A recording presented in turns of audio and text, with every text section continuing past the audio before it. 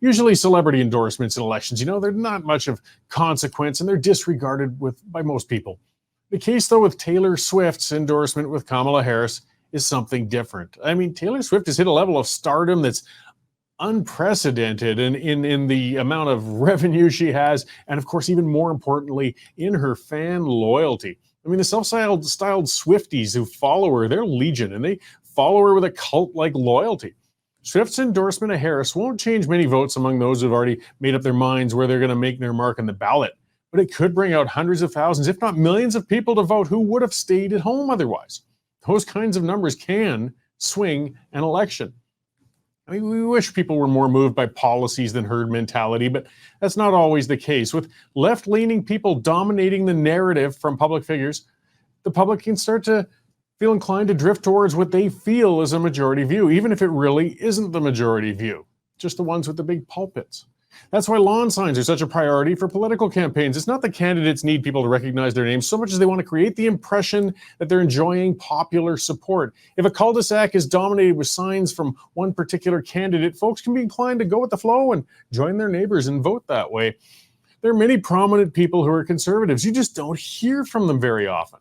The best way to tell if an actor in Hollywood, because there are a lot of conservatives in Hollywood, but the way to tell if they're conservative is if you don't know what their political leanings are. They keep it to themselves because it'll greatly reduce their casting opportunities if they break ranks. The leftist actors never shut the hell up about it. Think of it like vegans. I mean, vegans, they're a tiny minority, but they sure aren't a quiet one. People with normal dietary habits don't feel compelled to announce it to the world at every opportunity.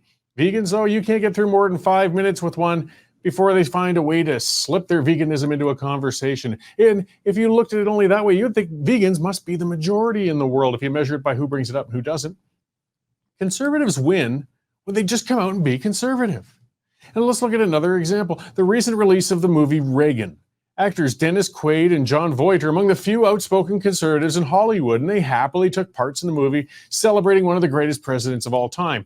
Now, despite little to no hype from conventional media, the movie had a fantastic opening weekend. Citizens were eager to watch it. So then the critics came out and they panned the film. And this is where things become more telling. There's a popular website for those who might not be familiar with it called Rotten Tomatoes. It aggregates film ratings and it has two types of ratings, the ratings from the critics and the ratings from the audiences. Reagan got positive reviews from 21% of the critics. Terrible. The movie got an incredible 98% positive review though from audiences. Yes, the people actually watching it loved it. The critics are trying their worst or their best to make it look terrible. They couldn't convince people, though, that a fantastic movie is a bad one. The critics are part of the establishment, and the establishment in our culture wars swings left. They're in the fringe, though, and we should make a note of that. Look a little closer to home here. The trajectory of Ralph Klein. He was one of the most popular premiers of all time in Canada during his time in office. The establishment relentlessly attacked Klein. Pundits assured us he was committing suicide politically when he told the unions to go to hell and shrunk government. Klein then won a bigger majority. So the critics howled when he continued to cut the budgets. And Klein won an even larger majority. The only time when Klein started to lose support was when he started getting tired and throwing money at problems rather than standing up for taxpayers. That's when he was encouraged to go to pasture by his own party. I've heard so many times when I have candid conversations with business leaders, politicians, and others saying, I wish I could have said that when they're talking about something I said on X or something I wrote in a column. Well, guess what? They can say that. In fact, they must say that. What's that? Pretty much anything unapologetically conservative. Though they don't have to be as abrasive as I am about it. In staying silent or quietly speaking of conservative principles as if there's something to be ashamed of, prominent conservatives are allowing a minority of leftists to own public discourse. When conservatives dodge questions on conservative stances, it makes them look sneaky and implies that there's something wrong with their stance. Call for small government, guys. Call out the unions. Don't shy away from the need to cut spending and lay off useless bureaucrats.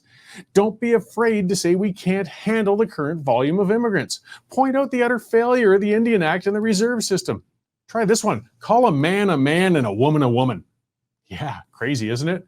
It's common sense principles, and when conservatives own them, the voters reward it. Come out of the closet and be who you are, a conservative. You'll feel so much better being yourself in the open without shame or apologies. And that's how, guys, we can swing the needle from the false discourse that makes it sound like that we're all left-leaning. We aren't. It's just the minority of loud leftists.